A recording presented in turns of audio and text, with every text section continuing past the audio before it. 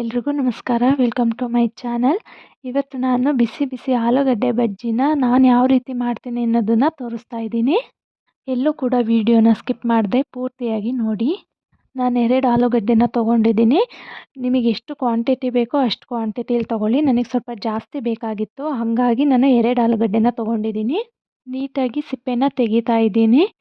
2 ಆಲೂಗಡ್ಡೆದೂ ಸಹ ನೀಟಾಗಿ ಸಿಪ್ಪೆನ ತೆಗೆದಿಟ್ಕೊಳ್ತೀನಿ.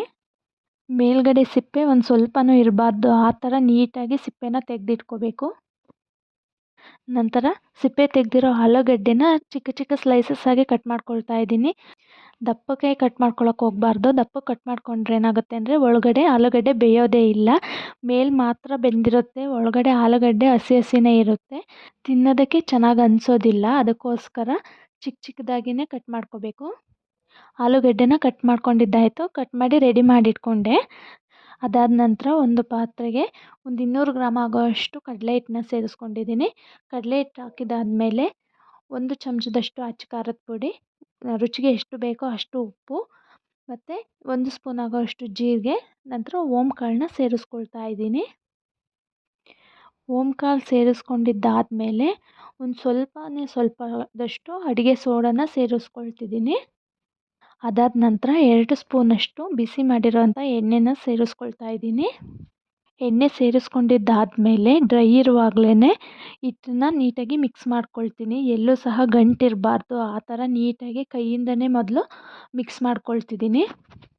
ಈಗ ಸ್ವಲ್ಪನೇ ನೀರನ್ನ ಸೇರಿಸ್ಕೊಂಡು ಮತ್ತೆ ನೀಟಾಗಿ ಮಿಕ್ಸ್ ಮಾಡ್ಕೊಳ್ತಿದ್ದೀನಿ. ಅಂದರೆ ತೀರಾ ತೆಳ್ಳಗೂ ಆಗಬಾರ್ದು, ತೀರಾ ಗಟ್ಟಿನೂ ಇರಬಾರ್ದು. ಮೀಡಿಯಮ್ ಕನ್ಸಿಸ್ಟೆನ್ಸಿಗೆ ಬರೋ ತನಕ ನೀಟಾಗಿ ಮಿಕ್ಸ್ ಮಾಡ್ಕೊಳ್ತೀನಿ. ಈ ಕನ್ಸಿಸ್ಟೆನ್ಸಿ ಇದ್ದರೆ ಸಾಕು. ಈಗ ರೆಡಿಯಾಗಿದೆ. ಒಂದು 5 ನಿಮಿಷ ಎತ್ತಿಟ್ಕೊಳ್ತೀನಿ ಇದನ್ನು. ಈಗ ಎಣ್ಣೆ ಬಿಸಿ ಮಾಡಲಿಕ್ಕೆ ಇಟ್ಟಿದ್ದೆ, ಎಣ್ಣೆ ಕಾದಿದೆ. ಈಗ ಒಂದೊಂದೇ ಬಜ್ಜಿನ ಎಣ್ಣೆ ಒಳಗಡೆ ಹಾಕ್ಕೊಳ್ತಾ ಇದ್ದೀನಿ. ಮೀಡಿಯಮ್ ಫ್ಲೇಮ್ನಲ್ಲಿ ಇಟ್ಕೊಂಡು ಬಜ್ಜಿನ ಹಾಕ್ಕೊಂಡು ಬೇಯಿಸ್ಕೋಬೇಕು. ಇಲ್ಲಾಂದರೆ ಹೈ ಫ್ಲೇಮಲ್ಲಿ ಇಟ್ಕೊಂಡ್ರೆ ಏನಾಗುತ್ತೆ ಅಂದರೆ ಮೇಲೆ ಮಾತ್ರ ಕೆಂಪಗಾಗಿರುತ್ತೆ, ಒಳಗಡೆ ಆಲೂಗಡ್ಡೆ ಬೆಂದಿರೋದಿಲ್ಲ. ಹಾಗಾಗಿ ಆಲೂಗಡ್ಡೆ ಬೇಯಬೇಕು ಚೆನ್ನಾಗಿ ಅಂತಂದರೆ ಮೀಡಿಯಮ್ ಫ್ಲೇಮ್ನಲ್ಲಿ ಇಟ್ಕೊಂಡೇ ಫ್ರೈ ಮಾಡ್ಕೋಬೇಕಾಗುತ್ತೆ. ನೋಡಿ ಎಷ್ಟು ಚೆನ್ನಾಗಿ ಉಬ್ಬಿ ಬಂದಿದೆ ಎಲ್ಲ ಬಜ್ಜಿನೂ ಸಹ. ಒಂದಕ್ಕೊಂದು ಏನಾದರೂ ಅಂಟ್ಕೊಂಡಿದ್ರೆ ನೀವು ಹಾಕಿದ ತಕ್ಷಣಕ್ಕೆ ಬಿಡ್ಸೋಕೆ ಹೋಗಬೇಡಿ, ಅದು ಲಾಸ್ಟಿಗೆ ಅದಾಗದೇ ಬಿಟ್ಕೊಳ್ಳುತ್ತೆ. ನೋಡಿ ಎಷ್ಟು ಚೆನ್ನಾಗಿ ಆಗಿದೆ ಅಂತ. ಯಾರಿಗೆಲ್ಲ ಈ ರೆಸಿಪಿ ಇಷ್ಟ ಆಯಿತೋ ಪ್ಲೀಸ್ ಒಂದು ಲೈಕ್ ಮಾಡಿ. ಯಾರೆಲ್ಲ ಸಬ್ಸ್ಕ್ರೈಬ್ ಮಾಡದೆ ಚಾನಲ್ನ ನೋಡ್ತಿದ್ದೀರಾ ಪ್ಲೀಸ್ ಸಬ್ಸ್ಕ್ರೈಬ್ ಮಾಡ್ಕೊಂಡು ನೋಡಿ.